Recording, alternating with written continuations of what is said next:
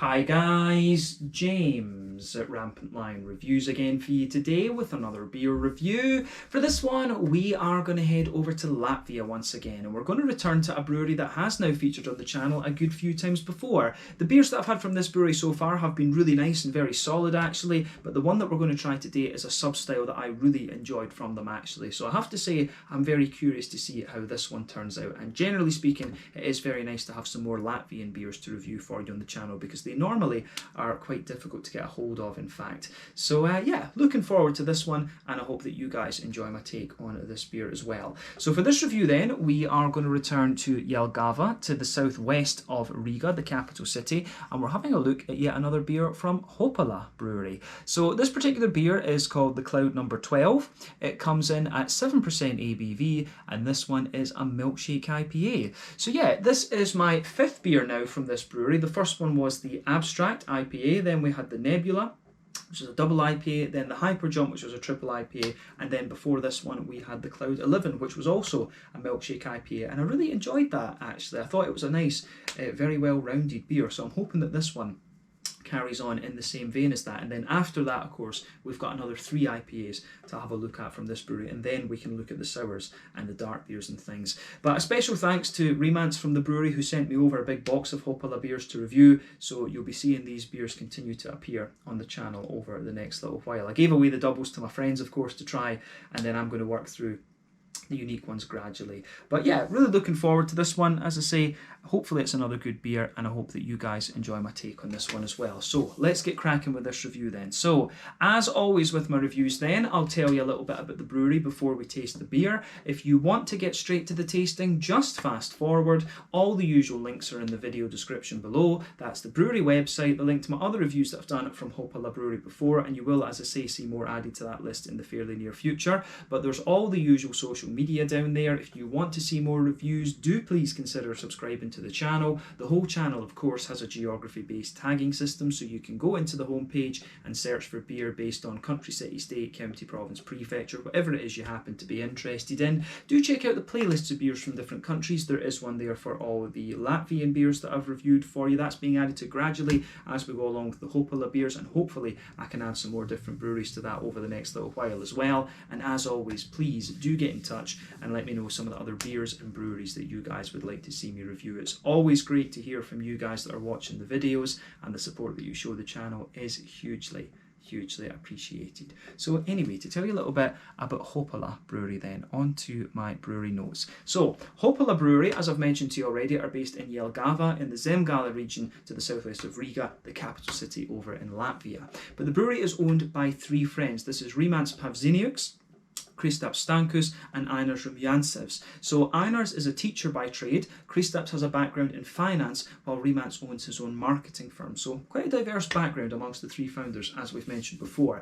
But apparently they discovered craft beer after hearing that a neighbour was brewing something called an IPA, which they'd never heard of. So they went and tasted this thing and were just kind of blown away with this beer, and then they thought, this is what beer could actually be. So after this, they started homebrewing together. This happened in around 2013, and they were brewing under the name Kaliu Alus, which translates into English as Blacksmith's Brewery. So they gradually scaled up their homebrewing over time, having received very positive feedback on their beers, and they were encouraged by many to turn professional and start their own brewery, and they did this. So over the next few years, they released a good number of different beers under the Kaliu name, and this was by looking at the Untappd and Rate beer pages and things like that, they had quite a few different styles in there, but there were quite a few sort of old school English beers and a few German things as well actually. So yeah, they had some really well-respected beers under the Kaliu Alus name, from what I understand. But a bit later on in 2019, they officially registered the name Fermentum, which acts as a parent company,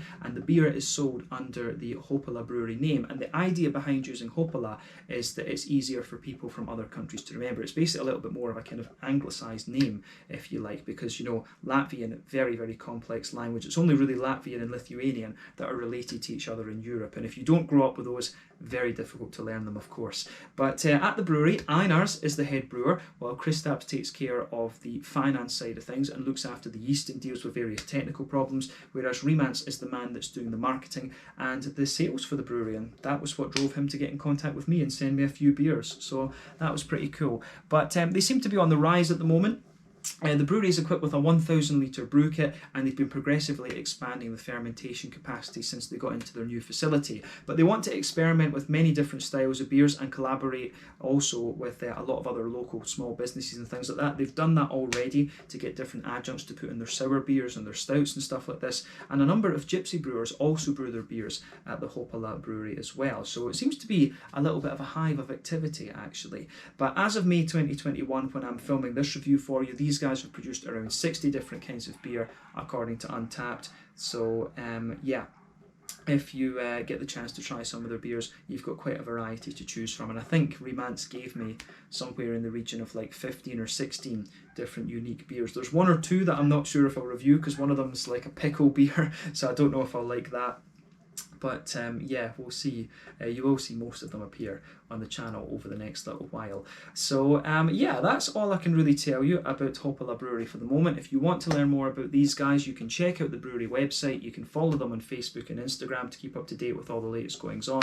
And you can, of course, check out the Rate Beer, Untappd and Beer Advocate pages to learn more about all the different beers that these guys have done. So yeah, let's crack on then and have a little look at the beer itself. So I'll just let you take a little quick look at the artwork on this one before we open it up. As you can see, the artwork on this one is quite similar to what we had on the Cloud number 11. This seems to be a little bit of a series actually. They seem to have a series of Milkshake IPAs where they kind of change up the hops and the malts and stuff like that a little bit. But I mean, very nicely presented. There you can see the Hopalaa Brewery symbol, and that is also on the side of the can just down here. There you go.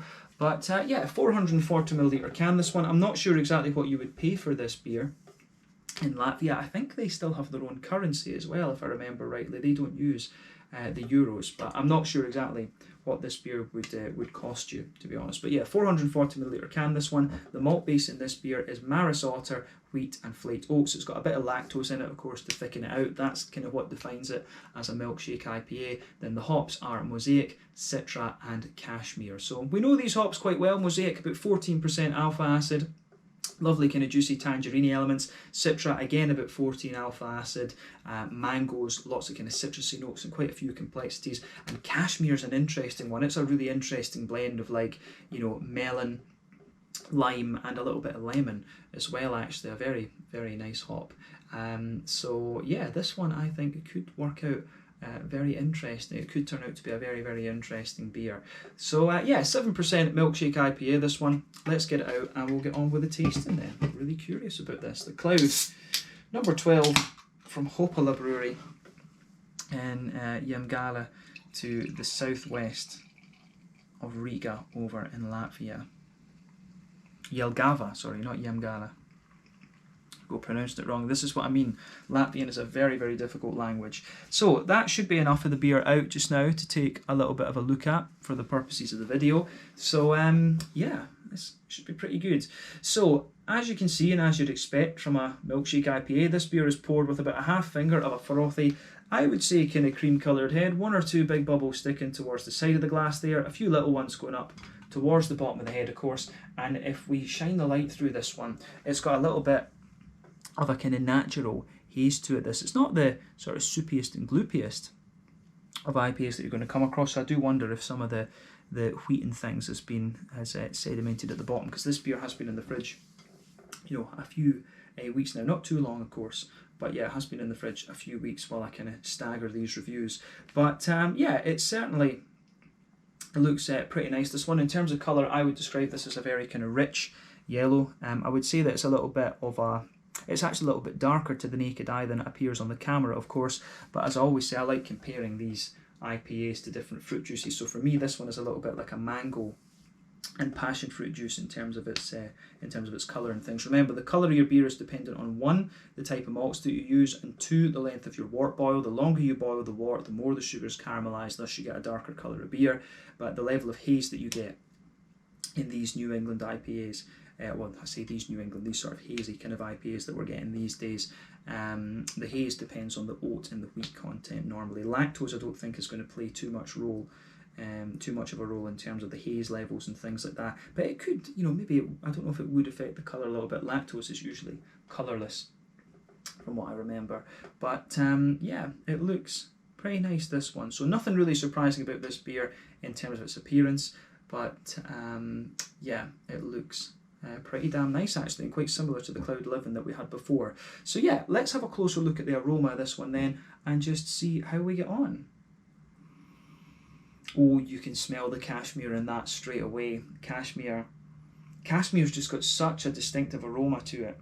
It's got this sort of, as I say, this melony, almost very slightly kiwi type thing to it. So you can smell that straight away with this beer. I don't know what it is about cashmere, but you notice that hop right away as soon as it's in any beer. So yeah, the cashmere jumps out of this one really nicely. Yeah, that is quite a nice smelling beer, but very, very citrusy leaning this one, really leaning towards that kind of melony, limey side of the spectrum. So this is quite a bit different from the one that we had, the number 11, because that was quite orangey and sort of grapefruity and stuff from what I remember. That had the talus and it had talus and Sabro in it, if I remember rightly. It was both of those that were in that, and that worked out very nicely. So yeah, this one is a more kind of citrusy leaning milkshake IPA, this one, but I like how it goes about its business, like I say. So yeah, where do we start with this beer then? How do we break this one down? Yeah, in terms of the backbone of this one then, you can definitely smell a little bit of that kind of white bread, that sort of white bread crusty note. That's forming the backbone of the beer. So soft white bread in there, a little bit of a bread crust, and you can also smell the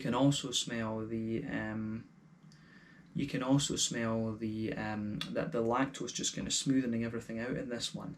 So yeah, it's really interesting how that goes together. But like I say, I enjoyed the last beer that we had in this sort of Cloud series. It came across as very well rounded, and it just had a lovely thickness to it as well. So I'm hoping that this one has those same traits.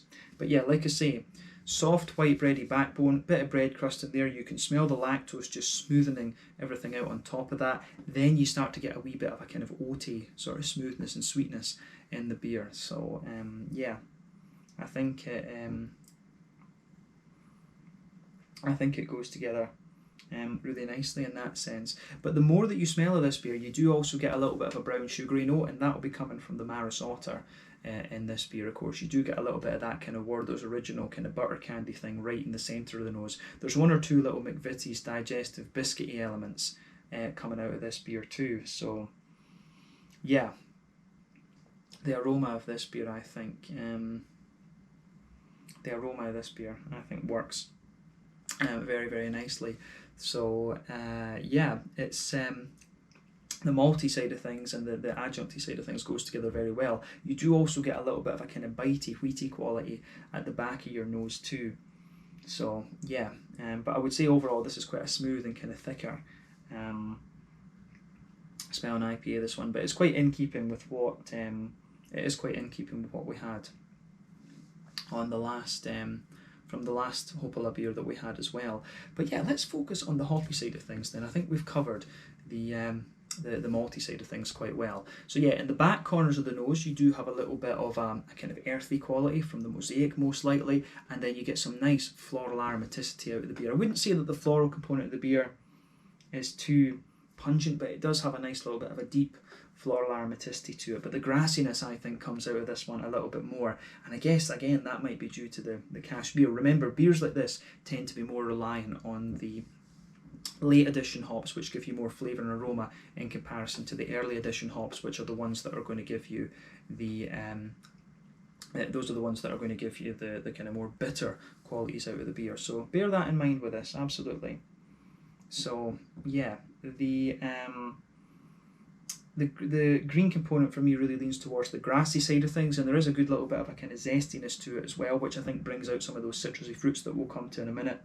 But yeah, nice little bit of deep floral quality, a little touch of earthiness, but quite a big grassy zestiness for me. So let's focus on those fruity notes then. So for me, as I said, the fruity side of this beer, it does have a little bit of a tropical note to it. You can smell a little bit of the mango from the citra in there, and you can also smell a little bit of the kind of tangerine orange from the mosaic. But I think it's the melon from the cashmere that really forms the backbone of the fruitiness. And then, you know, citra also has its own kind of citric elements, the lemon limey notes, and that's mixing in with what Cashmere is doing in this one. So for me, this beer has quite a kind of pungent limey character to it, and you've also got a little bit of a kind of lemony sharpness as well. So I can really appreciate how that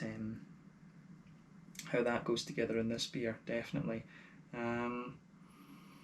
So yeah, the way that this beer goes together, I think, is very, very nice actually. So yeah, take a little bit of time and just enjoy the aroma of that. I think you get a more oily lime out of this one the more that you smell of it. As I say, a little bit of a tangerine orange, wee bit of mango, but then yeah, quite a bit of melon in there, and a wee touch of a kind of lemony note as well. So yeah, a very nice smelling beer, this one, and quite different in its fruity approach from the Cloud 11 that we had before. But let's have a taste of this one then and see how we get on. Very curious to see how this beer turns out. There we go. Now I can be happy with that. My OCD is happy. But yeah, let's have a little look at this one then. This one is the Cloud number 12, a 7% Milkshake IPA from Hopalaa Brewery in Jelgava over in Latvia. Once again, thank you again to Remants for making this review possible. But let's get stuck into this one. Slanja, skål, cheers, and prieka.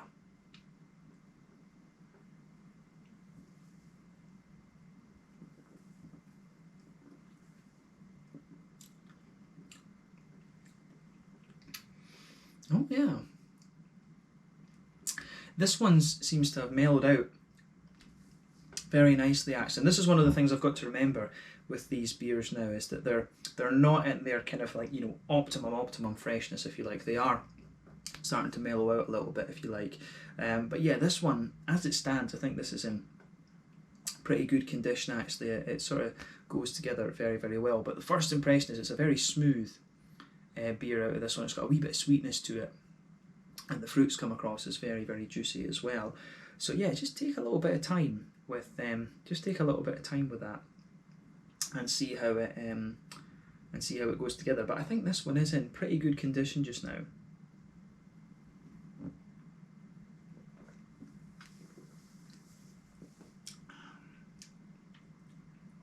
But the other thing I'll say is the fruity side of this beer appears to be really quite well blended together actually. I think that's potentially the highlight of this beer, is the fruity side of things. But again, like I said with the Cloud number 11, this is one of these beers, it's potentially not one of the most striking ones that the brewery do, but it's you know, it's certainly just really nicely rounded actually. You don't come across all that many milkshake IPAs anymore, but this one, it's really very nicely rounded. In fact, it's quite interesting. Maybe this style is quite popular.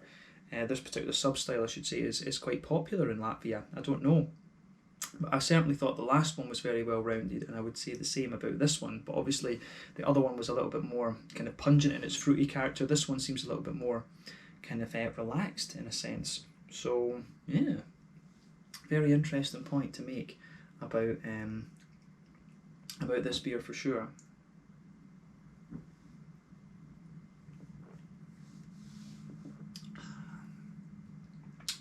But yeah, this beer for me is very nicely rounded. I mean, the thing I would say about Hopalaa, I got all these IPAs and things to review from them. It's very difficult to pick out a favourite, you know, say, oh, this is the best one, blah, blah, blah.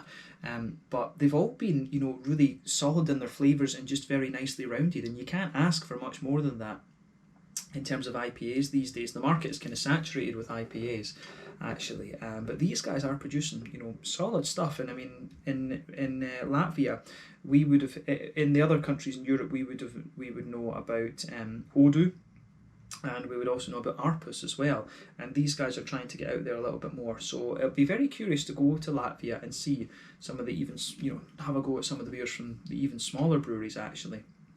So yeah, something to think about for the future.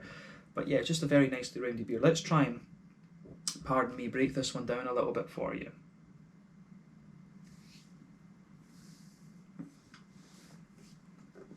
So, backbone of the beer. The backbone of the beer, as I said, you've got a nice kind of smooth, white bready quality out of this one, which I think goes together very, very well So yeah, a little bit of a soft white bready character, that forms the backbone of the beer. We're talking about the middle third of your palate now, so if you go to either end of that middle third of your palate, you can feel just a little bit of a nice kind of white bread crusty type quality to this one. That works out really well. Then on top of that, you can feel that slightly thicker lactosey layer to the beer, and that's just thickening everything up. And then on top of that, if you go sort of down the middle line of your tongue, you get that oaty smoothness out of the beer, and you can just feel the oats creeping out from the centre of your palate out towards the edge of the tongue there. And again, I think that works very, very well actually.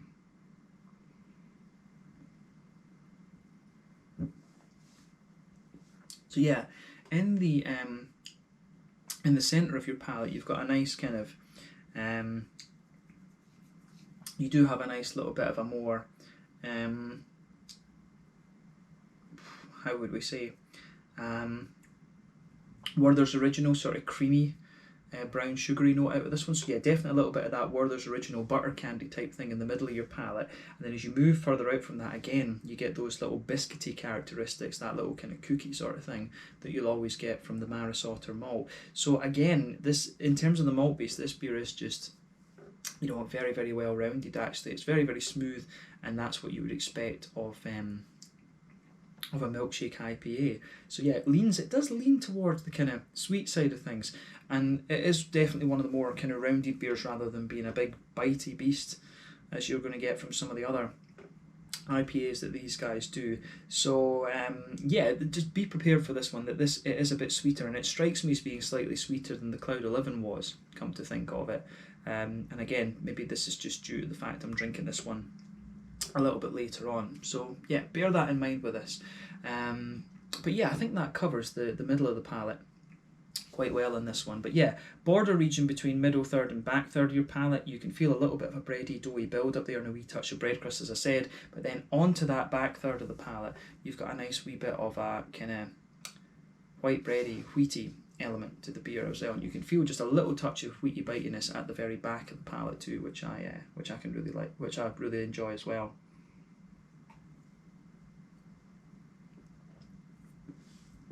But yeah, you can feel some of the lactose and some of the oaty notes just creeping back on there as well. But sitting on top of that part of the palate, you get a nice, you can feel some of the yeasty elements just building up a little bit on this one. You do get a little bit of that yeasty ester just building up on top of that the back third of your palate there, which I can really appreciate. So when you start at the back of the palate, the flavour of the beer feels a little bit taller like this, and as you move further and further forward, you can feel the flavour just condenses down a little bit. Then as you go into the middle third of your palate, it's condensed down quite a little bit, and it just it fits together again very, very nicely.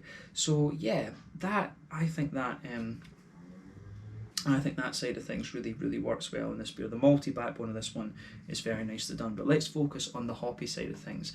Back corners of the palate, there is a little touch of earthiness out of this one. As you move further forward into the middle of that part of your palate, there's a wee bit of a herbal quality. Then as you reach the kind of front corners of the palate, there's a little bit more kind of floral aromaticity, but there's not a lot of bitterness to this beer at all. Pardon me, I'm getting a bit of gas out of it. Must be the lactose. But yeah, the more that you the more that you progress into the aftertaste for this beer, the green component, it kind of doesn't come out that much actually. And I remember the other one having a bit more of a green component to it. I would say that.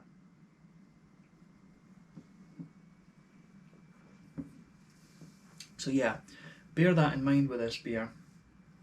Absolutely. But yeah, round the front curve of the palate, you do get a nice little bit of grassiness out in the beer, and the grassiness, in fairness, does have a little bit of zestiness, but the green component in this beer is nowhere near as powerful as you might think it's going to be on the basis of the aroma, that's for sure. But yeah, on the fruity side of things then, let's focus on that front third of your palate. So border region again between front third and middle third of your palate, again you get a little bit of a bready build up in there. There's a wee touch of a bread crusty element.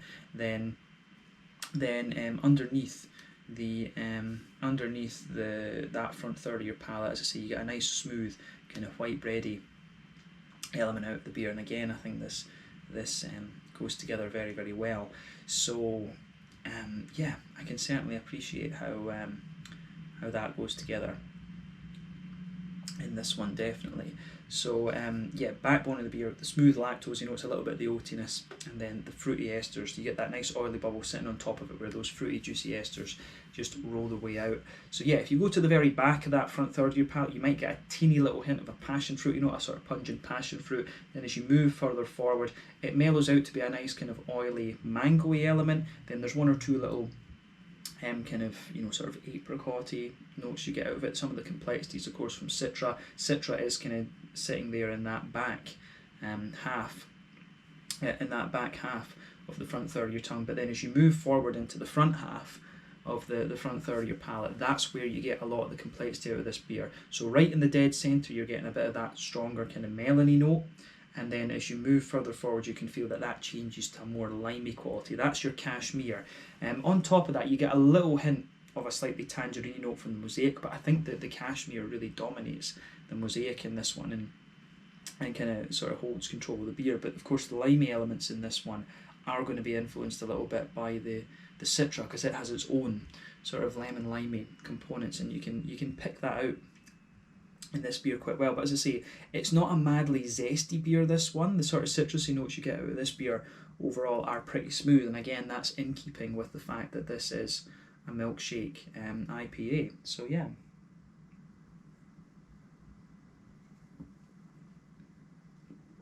But yeah, I think the melon and the lime kind of stand out of this one a little bit. But you do get, as I say, you do get just in the dead centre of the front half of that front third of your tongue, you do get a wee bit of that juicy, oily, tangerine orange out of the beer from the mosaic. So the mosaic lets you know it's there, but it does take a back seat to the cashmere, and I think the Citra just sits there and gives you a little bit more complexity behind that as well. But overall, I think this is a really I think it's a really nicely executed beer, this one. I think they've done a good job with it, so it gets a thumbs up from me once again. Actually, a really just enjoyable, very drinkable beer, this one. Like I say, not the most striking, I think, that you're going to come across from this brewery, but solidly done and well crafted, and you can't ask for much more than that these days. But yeah, in terms of the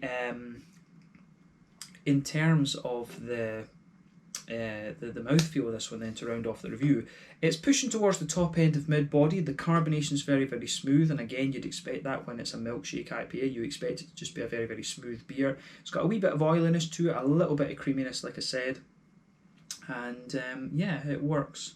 Again, it's one of these ones where everything just slots together very, very well. But the fruity side of things for me is really nice and smooth. It's got a wee bit of oiliness to it, as I say, a little bit of tropical character, but it leans towards that more kind of oily citrusy note. But again, it gets a big thumbs up from me, this one. I like this beer. Is it the most striking one I've had from them? Not quite, but as I say, another solid beer, and you can't ask for much more. So yeah, let's leave it at that for this one. This one was the Cloud number 12, 7% Milkshake IPA from Hopalaa Brewery in Jelgava, to the southwest of Riga, over in Latvia. Yeah, nice to review another one from these guys, but let's leave it there. Thank you again for watching my beer reviews. Until the next time, please like, subscribe, share, all the usual YouTube stuff. Let me know your own thoughts on this beer in the comment section below. Let me know what your favourite beers are from Hopalaa, and we will no doubt return to these guys again very soon. I'm going to go away and share the rest of this, and I'll catch you guys in the next review. Slàinte, skål, cheers. Make sure you check out Hopalaa, and you'll see more reviews from these guys very shortly. Cheers. Prieka.